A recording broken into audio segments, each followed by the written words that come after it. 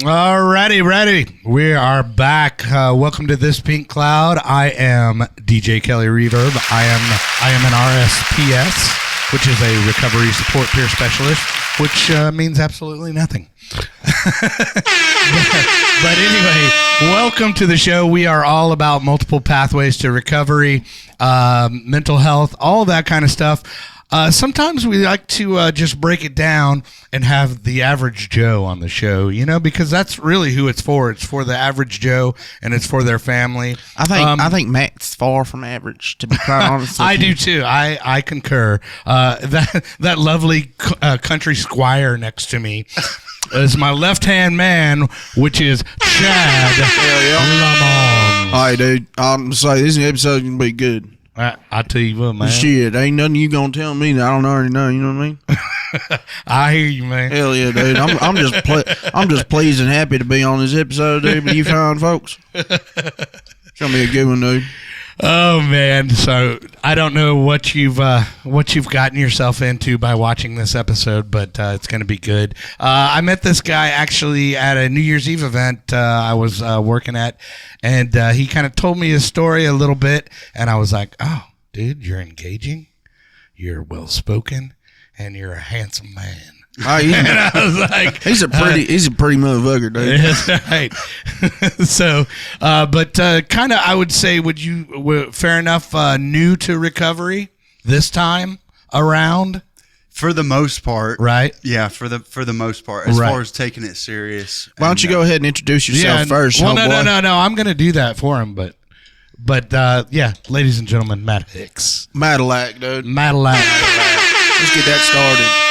Yeah, so my name is Matt Hicks. I'm 30 years old, and I currently have just over. So yesterday was my 5-month mark. Hell yeah, dude! Recovery. All right, shout out this go around. Shout out. I like that. Yeah, a little bit of applause. Okay, yeah, thank you. Smattering. But I mean, first of all, I want to give thanks definitely to God. If it weren't for God, I wouldn't be here today. I know that He's got a super big, important plan for my life. And then secondly, I want to say thank you to y'all, for this opportunity to, maybe help somebody and spread my wings a little bit. Yeah, dude. Get out there. So amusing. Yeah, man. Get out there and operate outside of your comfort zone. Yeah, man. Yeah. That's where they say growth happens. Yeah, is for when sure. You're uncomfortable. So For sure. So, only thing I'm gonna say about that statement right there: anybody who says uncomfortability brings growth has probably never tried butt stuff. No. Oh no. No. That's when I do the. Oh, Chad. Right. But Matt, yeah. So I mean, tell us how it started, man. I mean, you were where were you born? What area? yeah, so I am. Where did you get that lovely accent? So I have a unique blend of my dad is from Alabama. Okay. And then my mom's side of the family is from Central Texas, the Okay. Waco area. All right. What's it called again? Waco. Waco. Yeah. But no, I mean the actual town. The actual town is called China Spring. Hell yeah. There we go, dude. There's one spring. A lot of people say China Springs like plural. Well, that's really that's uninformed. It's only singular. There's only one spring There's in the only town one. of China Springs. That's crazy that China flowed a spring all the way to I Waco, know, right? Texas. That's a long way, boy. That's a long way. Oh, Yeah, those are my stomping grounds, man. I had, like I said, my dad's from Alabama. My mom and her family is from Central Texas. And I'm extremely, extremely thankful for my family. First off, God, and obviously, my family, I wouldn't be here if it wasn't for them and their support. But yeah, I was born in I don't know if it was a little town, but I was born in Austin, Travis County. Right. That's all I remember. That's all I remember. That's all I know. That's all I know. Right. Sure. I know my mom and I went home the same night I was born, and the first meal, I believe, is Whataburger. So Hell yeah. that's probably why I'm There such we a go. big fan of Whataburger. So the good old patty melt. I'm a simple man, you know. All right. Hey, no, it's all Shit. good. It's all good. I ain't done with a patty melt and a little bit of springs from China, dude. Yeah, dude. It's some spicy ketchup. And a little grizzly wintergreen on Grizzly top. wintergreen never hurt nobody. That's right. All right, so you're born small town, Travis County, kind of sort of small town, but then what does Matt do to grow up to actually get into an environment where he's actively using? And I don't even know what your DOC was. Yeah, so my drugs of choice really was more of whatever it was. I kind of sought whatever I could do, whatever I could get my hands on, like whatever I could put into my body to change the way that I was feeling. Mm-hmm. To control the way that I felt was right. Well, essentially. what way were you feeling? Were you feeling just like typically uncomfortable, like normal kid stuff, but not normal to you? I would say so. I would say every aspect of my life was like normalcy. Mm-hmm. Definitely. Unfortunately, my parents did split when I was about 2 years old. Okay. So I lived with my mom and my stepdad. Okay. Like I said, born in Austin. We moved to Waco, to China Spring area when I was about 2, maybe 3. Okay. And then I guess as far back as I can remember, there was something like I just felt a little different. Mm-hmm. Yeah, I can't tell you what it is or what it was, but like that feeling of like uncomfortable in your own skin kind of thing. Oh yeah. We are all of us addicts are well aware of that feeling. But sure. the void, so like ever since I was like a young lad. No, you didn't tell me you had no Irish in you, dude. I'm actually Scotch. Scotch Irish. Ever since I was a young lad, dude. Yeah. Living in the China Springs, dude. Yeah. Singular, China Spring. Oh my God, I can't One believe I spring. got that wrong. That's so amazing. But so like in order to feel better, or to like, I had a lot of my identity came through like athletics, and sports, and obviously my family instilled like what they could in me, being a hard-headed. Right. My nickname was Bulldog Junior when I was growing up, because I am a little bow-legged, and Right. And my grandpa was Bulldog. Anyway, rest in peace, Coach. All right. But anyway, man. Athletics is a big part of my life, a big part of my story. What now? Real quick, did you grow up in a household where alcohol was prevalent and kind of consumed on the regular, or was it more of a later in life thing? I mean, there was definitely alcohol. I mean, in the household, like growing up, but it was like super casual, super normal, right? Super normal household. But unfortunately, the man that I looked up to the most was my father. I guess being now your biological father. Yes, my biological father. Okay. And he was an alcoholic. Okay. So he actually passed away 2013. Right. He had cirrhosis. Yeah. And it got pretty ugly, man. So with the drinking, it was normal teenage stuff. Like my brother and I'd sneak out and go drink. Right. But like, I eventually got to the point where it was like, drinking takes too long. Right. Like. Well, and checks was your dad? I mean, was your dad pushing you into sports, and then also was he also at the same time? Here's a beer, son. Well, so I kind of make a joke about my dad and I were. I find like humor helps a lot of the situations. Sure. I have no idea what you're talking about. No idea. Right. Never laughed in my life. Chad never deflects with you. I don't. What is deflection and what is humor? Yeah. But anyway, so my I forgot what I was saying. You were saying about your dad and about like the whole How humor helps. but beer. Did he beer you every time you did good? Okay, yeah, that's right. Yeah. So I always kind of make a joke about my dad and I were buddies, like more of buddies than he was like a parental father to me. Right, yeah. I relied on my stepdad to learn a lot of like manhood mannerisms and traits and stuff. But my real dad was the cool guy. Like he was more interested in being your friend than your dad. Right? Yeah, we partied together. He had his ears pierced, so I guess like I was 16 years old and going to get my ears pierced. He had tattoos and long hair, so I grew my hair out long. Right. And I was like the only kid in high school with a tattoo, and it was like I hid it from my mom for like a year. I can imagine that you would have a sweet mullet back then. Yeah, Did you? well, I had a pretty sick flow. It wasn't a mullet, but it was like I had braids in it and like a little bead. I was like, so you had like a little side braid. Yeah. And I bet that was a hit with the ladies too, dude. Can I braid your hair? I had a pretty good looking flow. I'm not gonna lie. Yeah, flow, dude. Yeah. It wasn't quite the 1090, no, dude, like or the. My nickname was Sunshine when I was playing football.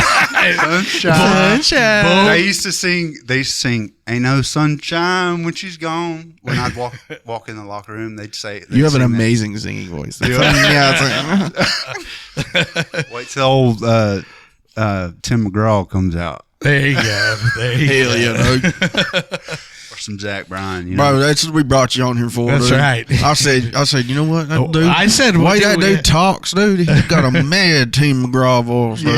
We'll put him on motherfucking show, dude. Little blend of Alabama and Texas. Right. There you go, dude. Nothing wrong with it. Nothing wrong with it at all, man. So, back to your dad being your party bud. Yeah, sorry, I kind of get off. No, it's all good. Sometimes. I do. Chad, I'm kind of doing it purposely because I love you. Chad is doing nothing to help you stay on point. But so my dad was definitely my role model in life. I mean, along with my older brother Mike, he was super all positive influences from Mike. Where my dad, on the other hand, like I tried to pick and choose like what traits I could get from him, like the good ones. Mm-hmm. But unfortunately, like they say, like the things are like the people that you like resent or that you're bitter towards, like you almost become that. Right. And that's essentially like what happened to me was, I didn't, my dad was an alcoholic. I didn't really know what that meant or, if that was valid or not. But today I see that it was. Right. It wasn't like he was just making it up. It was just like he actually had a malady. He had definitely. Right. And unfortunately, like the thing that I was bitter towards, almost the most in my life, like was alcoholism or like addiction. And like ultimately it was like selfishness. And that's what I became. I became like so super selfish. Like, well, and also, I mean, you were quite accomplished as an athlete in sports as well.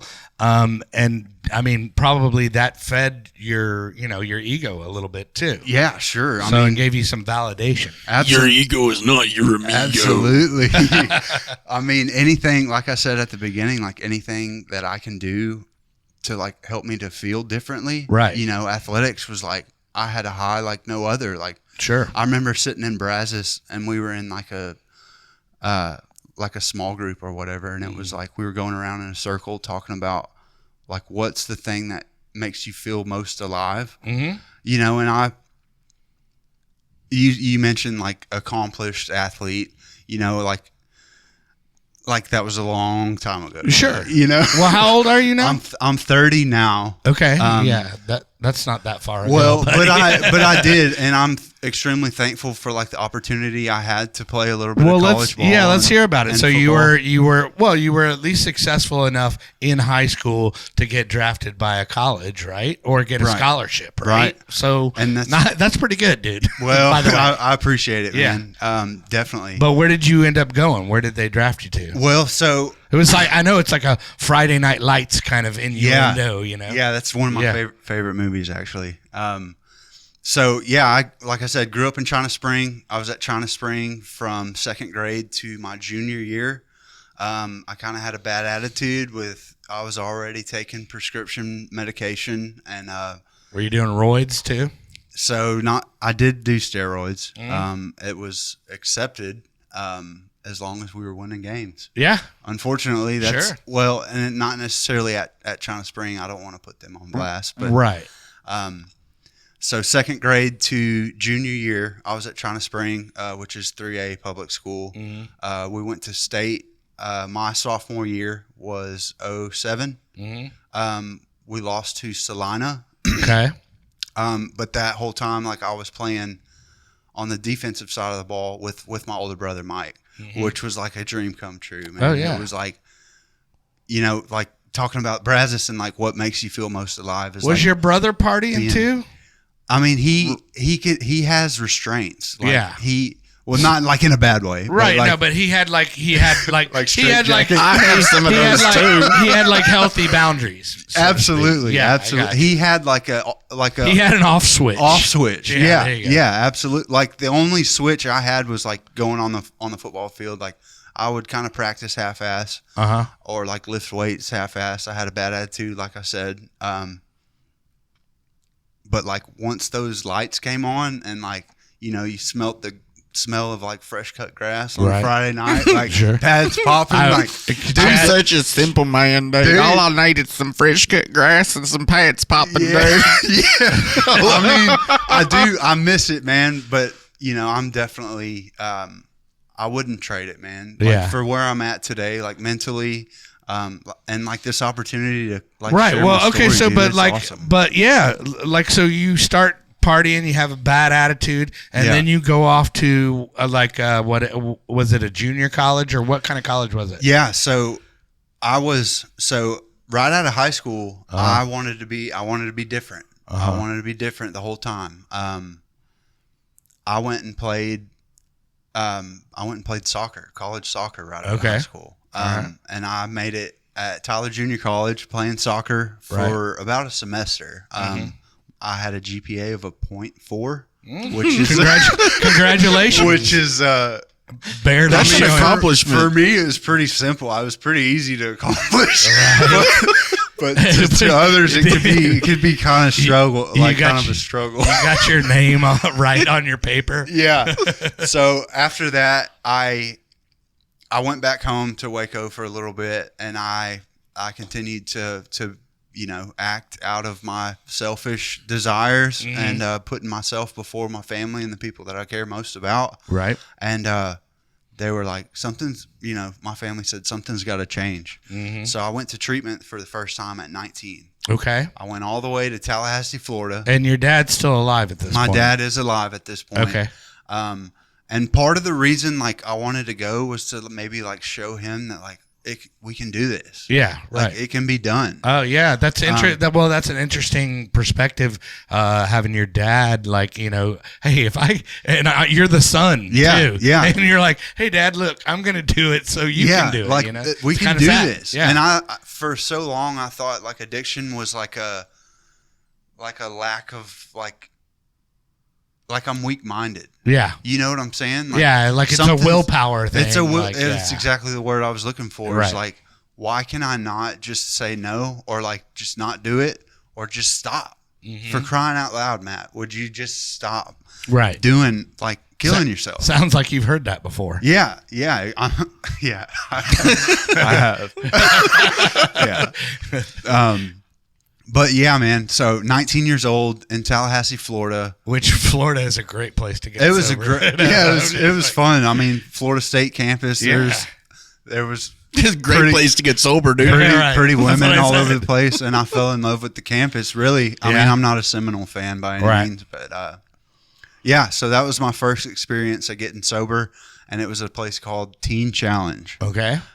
which is considered a discipleship program, which I wouldn't trade it for the world. That place, they didn't teach you anything about 12 steps. Right. It was all about Scripture based. it was all scripture based, and I grew up Catholic, mind you. And this place is like, I guess Pentecostal. Okay. So people are falling out and like Oh know, yeah.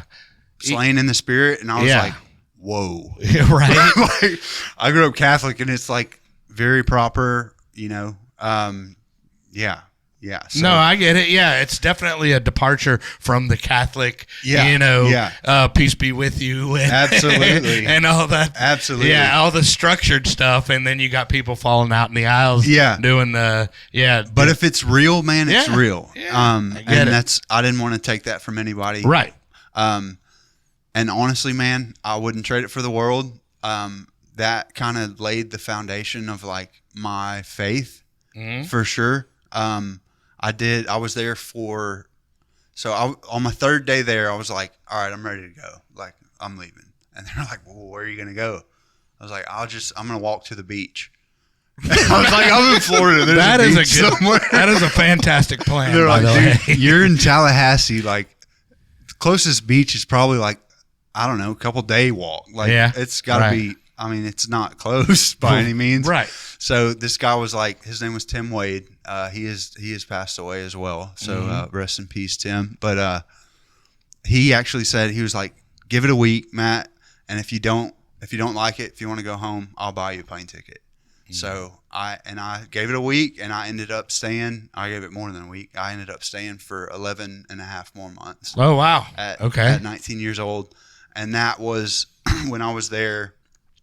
I had some old football highlight tapes, and I sent it to it used to be Atlanta Christian College. Okay. But they had just recently moved to West Point, Georgia, Okay. which is like Georgia-Alabama line. Sure. And so the name of the school was Point University.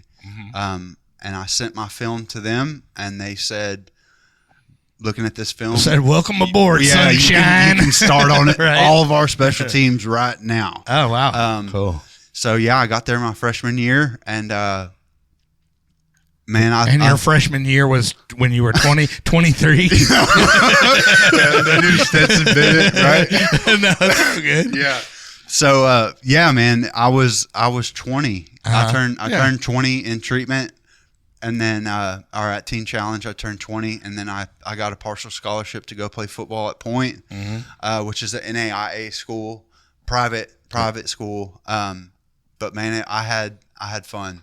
And probably a little too much fun. So you get out of this stringent, like, set environment, Teen Challenge, and then you go to college. Was there any kind of aftercare set up, or any kind of, like, did you have a sponsor, or did they go, hey, here's what you need to do? They just go, okay, well, you're done, dude. Go off to college where it's really apeshit crazy. Go to college. Right. Yeah. Yeah, no, the only sponsor I had, I mean, after I was 19 and destroying things, I turned 20, and like the only sponsor I had was a conscience that I hadn't felt or heard or listened to in about, I would say, I don't know, 5-6 years at that time. Right. I remember I had got out, and I was like, because nicotine wasn't allowed at this place or anything like that. So it was like I got out and started drinking a little bit, drinking beer, playing football with the boys. And I was drinking a beer, smoking a cigarette. And I was like, I had this feeling of like, I'm not doing what I'm supposed to be doing. And I'll never forget that, man. But I don't know what it was. Maybe I just knew like I was better than that. But I don't know. I couldn't control that that desire, I guess, for more, yeah. So yeah, man, that's kind of my story with going to Point, right. So, well, no, but I mean, how long were you there? Yeah, so I was there for 2 years. My freshman year, I led the team in tackles, and they made me a captain actually of the football team. Nice. And then so my sophomore year, I was everything was going well. My dad passed away. Wow. Was from cirrhosis my sophomore year. And the whole time, like when your dad was drinking, you knew he was an alcoholic, but did you know about the health implications and things that were going on with your dad, or was it like a surprise? It was a surprise, I guess, just because I didn't want to believe it. Yeah. Like you could physically, or you could visually see him deteriorating. Washed up, deteriorating, definitely.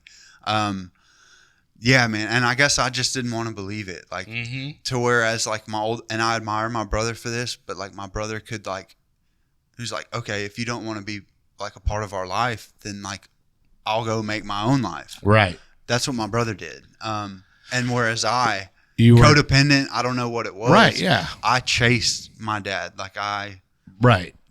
I wanted to save him, or, like, I wanted to You wanted to be there to help, man. Yeah, I mean, you yeah. were trying to be a good kid, but I mean, while your dad's setting this example for you, Yeah. I mean, you can't blame yourself. So, Yeah.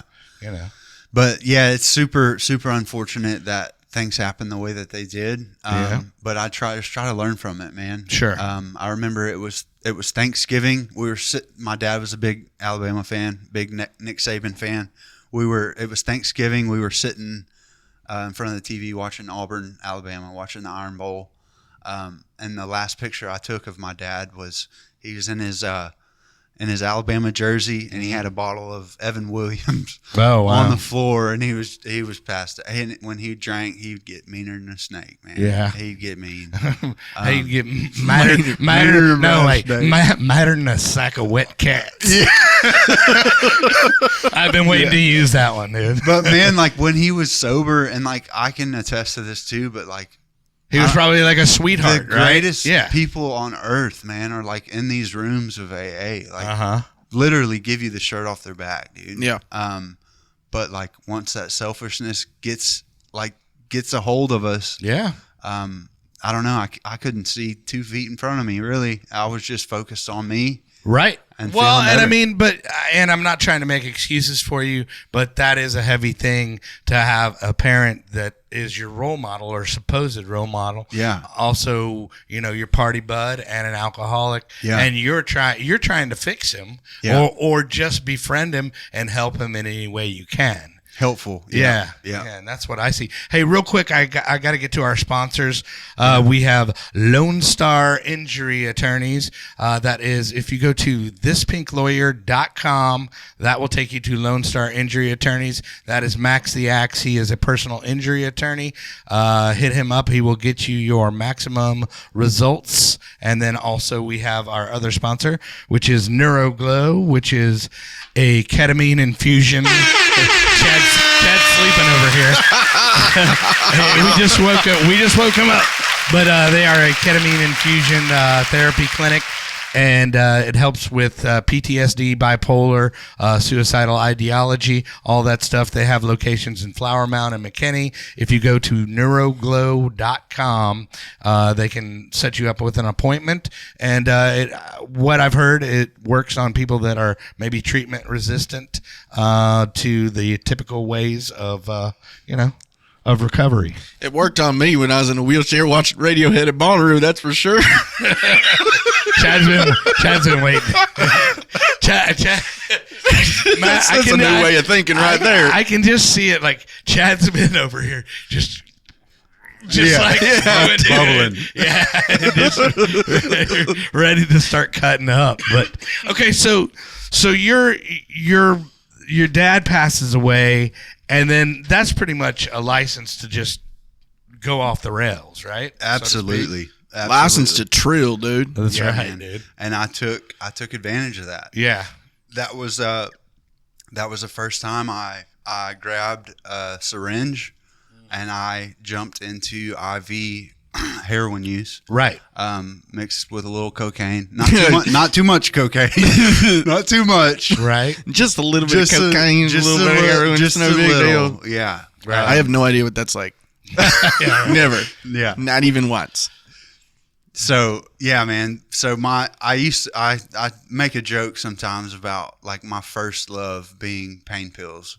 Okay, so I got a question about that though. Yeah. Your pain pills, were they because of injuries from football or just because they were there? Just because they were there. Okay. Nothing Right. major happened. Nothing, no major injuries or anything like Gotcha. that. It was just kind of like drinking took too long, like I said. Sure. So like I can take this little pill, change the way I feel. Like I don't get bloated or like I don't burp a bunch of beer. Right. I don't have to go piss, man. Yeah. yeah. As a matter of fact, I ain't had to piss all day. Yeah, man. But it's crazy how like rapid, like how far down like I eventually got.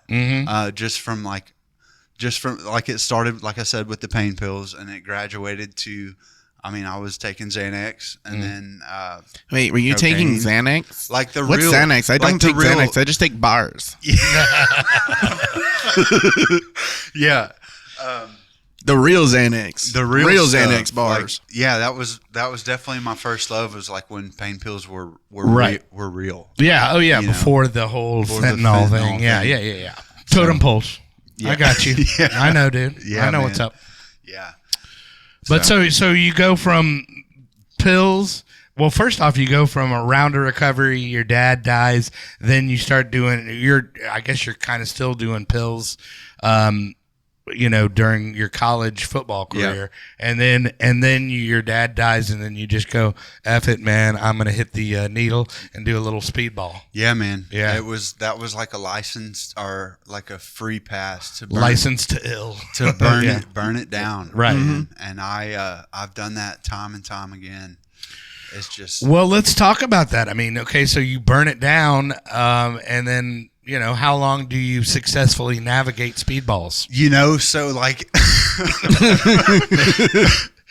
yeah, not long at all. Right. If What's the shelf life? if What's the window? if I'm acting like that, it's not gonna last long. Right. Things are not gonna turn out well. So like I've been to 4 treatment centers, Brazos being the last. Hopefully, Okay. cross my fingers. Right.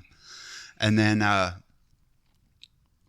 Well, let's talk about that. Let's talk about like the ins and outs. Like, okay, so you go from you doing speedballs, and then you go back to which treatment center or for what length of time? yeah, so I went to Teen Challenge was the first, and then I was able to go to a place called St. Chris Okay, in Baton Rouge. All right. Lived in Baton Rouge for about 3 years. right. Louisiana has a special place in my heart. Yeah, I love Louisiana. Yeah, Yeah, man. yeah, Some of the best food in the Baton world. Rouge. I think. Yeah, for sure. I went to Senecor Okay. here in Fort Worth. Okay, I hear it shut down Okay. now. I made it about 4 months there. All and, right. I was like, I gotta go. how long were you in that place in Baton Rouge? Baton Rouge. I was there for, I would say about 6 to 8 months. I was there in treatment. Right. So you never did just like 30 days. It was like a long period of time. Well, so like, so I consider the 4 treatment centers I went to were like all over 30 days. Uh-huh. They were like the longer care programs. right. But like Senecor and Waco, like the detox, Mhm. like they had a bed like with my name on it. Right.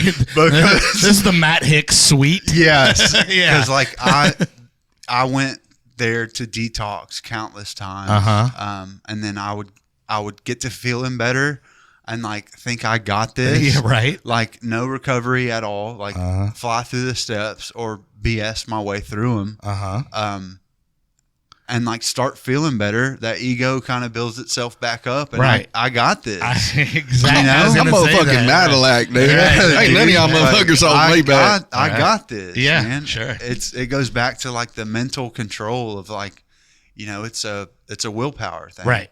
And that took a long time for me to like believe, and Brazos helped a lot with that. Was Right. like, this is a disease for sure. Right. It's not necessarily a thing of like. Well, okay, so mental what control. what has it changed like as far as your mental capacity is like from it being a control thing, like I can do it, willpower thing, Yeah. to what it really is for you, or what you have come to realize it is for you. Man, I couldn't tell you what it was Uh-huh. or what flipped, what switch it was, or any of that.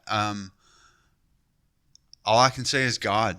You know, like God did for me what I can't do for myself.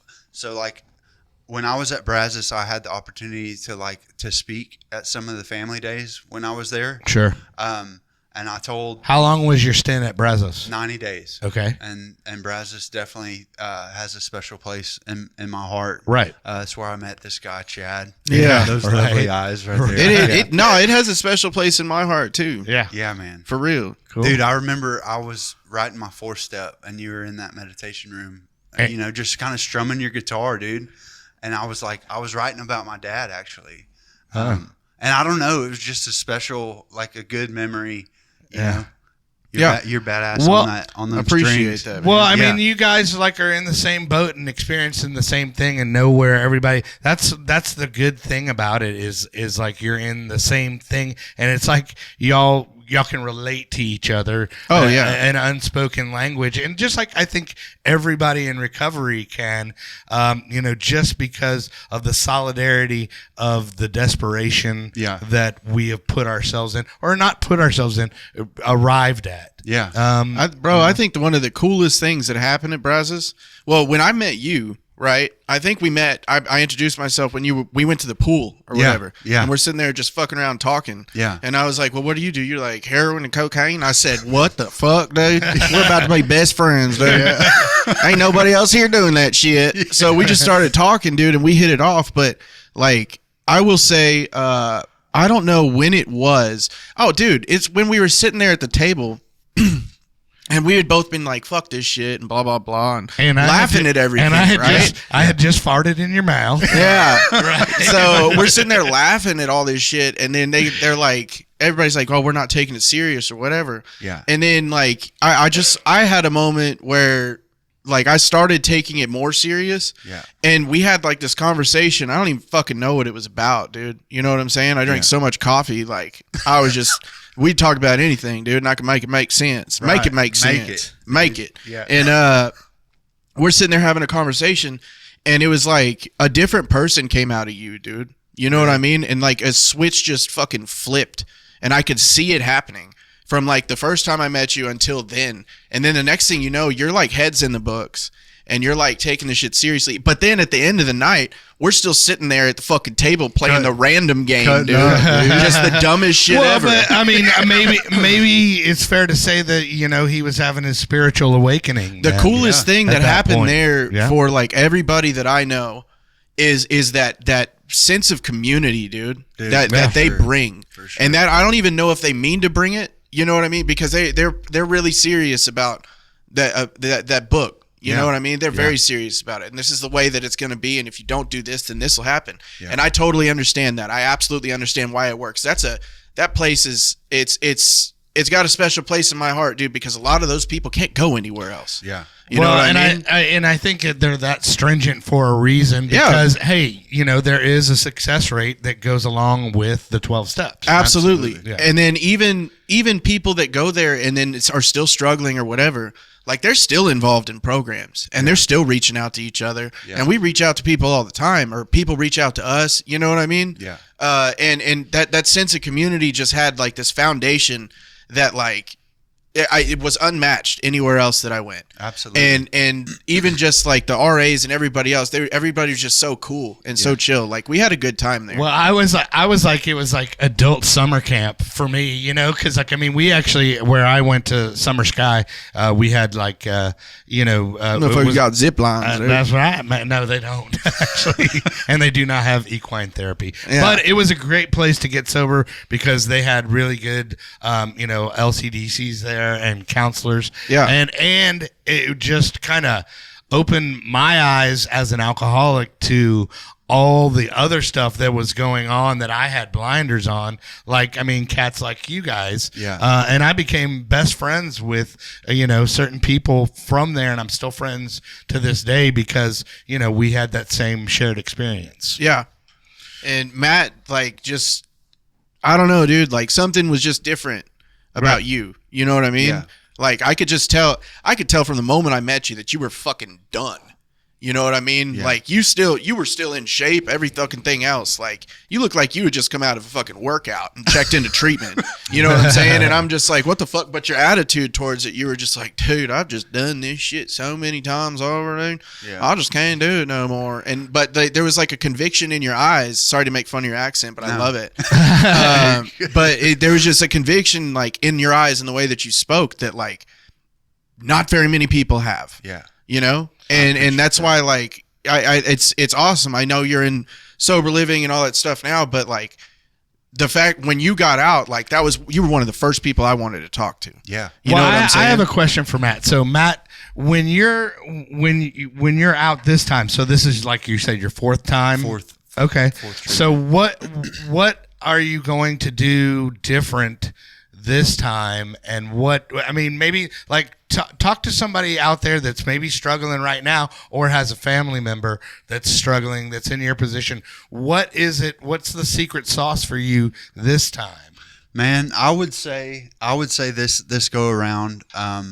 It talks about in the book. It talks about like I'm not focused on my little plans and my designs. Mm-hmm. Like leaving Brazos, it was kind of like up in the air. Like I literally left. Like what I wanted to do, like is irrelevant. Like now, like I need to like be of service. I need to help other people. That also helps you get out of your own head, dude. And the whole ego thing, it helps you to stay focused. Definitely. Yeah. So the biggest thing for me was to get out of my own way and to like let God make these big decisions for me. And are you doing what they called it a daily process where I went? Yeah. And I found that to be a huge key to my sobriety or extended sobriety was doing the daily process in the morning and at night. So, like meditation? basically, or saying your prayers or however you want to call it. Yeah. But I mean, it's where you do your check-in with yourself and your higher power. Yeah, absolutely. Just make sure you're doing your nightlies before you go to bed. Sounds like y'all have heard that before. We used to get in so much trouble not doing that shit. I ain't doing that motherfucking shit before I go to bed, dude. You're crazy. But I would say, man, I mean, with it being my fourth treatment,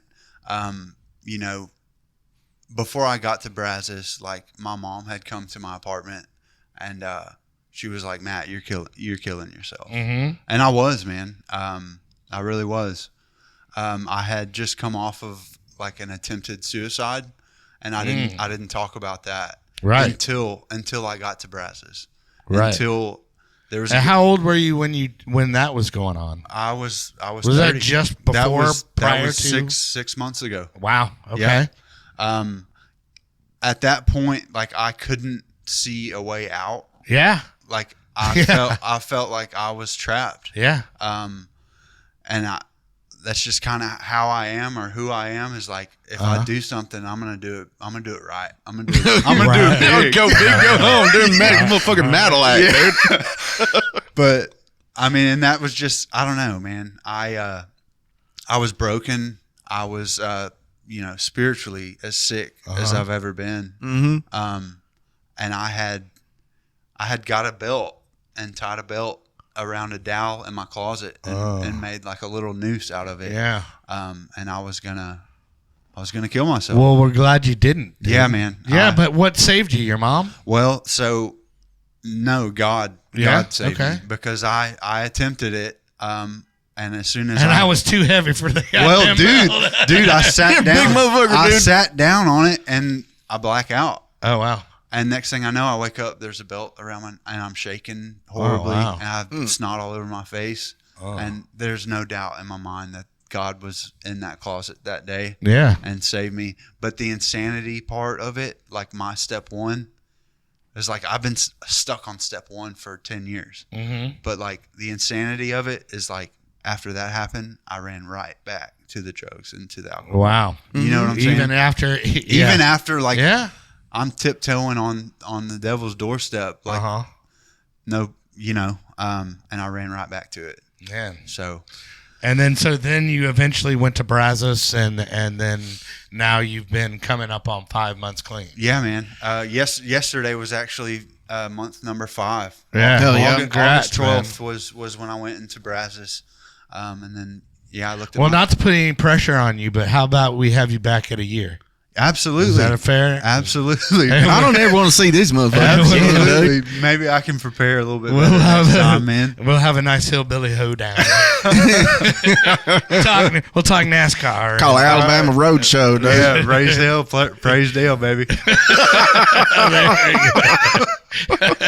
You might put that on God. You might put that on your mama, whatever. You ain't put that on motherfucking Dale Earnhardt. I'll tell you that much. Number 3, baby. Three Fuck till Jeff it Gordon. Oh, dude. Drive fast, turn left. But okay, so to reel it in, drive fast, turn left. Shit, dude. Ain't nothing like a motherfucking Earnhardt race, dude. You put on some football, you put on whatever the fuck you want, dude. I'm going to watch that 88 race. That 88 left lap. You feel me? Jesus. This is why I love this kid, dude. No, he's good. Hey, but okay, so but on the serious note, what advice would you give to somebody like that, a mom out there that has a troubled teen? What would you do? What advice would you give them? I would say, man, you talk about moms, and God bless my mom, because she's put up with a lot from me. But there's and I can't quote the big book, but there's a page in the big book that says, beyond all like comprehension, beyond all understanding is like the patience that wives and mothers have towards alcoholics and addicts. Mm-hmm. So I would say the only, I guess, recommendations I would have is to like maybe read like some of the big book. Mm-hmm. You know what I'm saying? Like, right. Because every page in that book, from the stories to the back, from like the first. Yeah, it's amazing how 164, something in 1939 is still everything valid about it. Yeah, is like gold. Is like seriously. We are like men who have lost their legs. They never grow new Isn't ones. that how ironic, dude? How ironic. I'll be in a meeting, dude, and I'll take my leg off and like hold it up whenever that gets read. Yeah. You know what I'm saying? But I would say pray and pray hard. Yeah. Because I mean, I know like faith is a big part of my life and my family. And I know that like my family never stopped praying. right.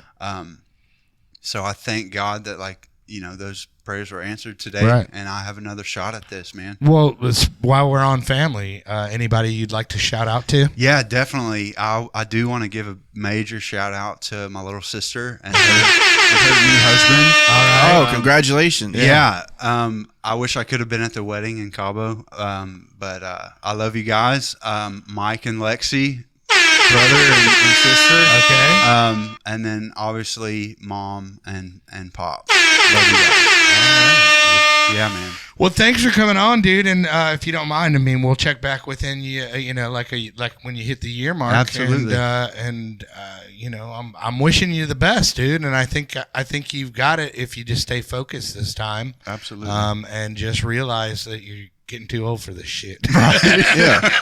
Time to grow up, buddy. Time to help some motherfucking people, Right. dude. Yeah, man. Hey, you go walk into a college and say, which one of y'all motherfuckers plays football with a .4, dude? Yeah. Yeah. I'm here to help you. There you go, dude. There you go. Find that guy out there with the .4, dude. Love it. Well, hey, man, I appreciate you coming out, man. I know you had to drive a little bit and got a little traffic, but Madillac, dude. Exactly, dude. We will have you back on and check back in with you, and we wish you the best, dude. Thank we you do. so much. We do. Hell yeah. All right, and Chad, thanks for coming out, man. And we will see you. We're gonna switch it up, but we've got some good guests. We got Lizzie coming up from Silver. What is it called? Silver Linings. Silver Living. Okay, I'm loving that. So we've got some exciting stuff coming up. But remember, kids, there is no magic pill for sobriety, because if there was, we would all take too many. I know me and motherfucking Matt would, dude.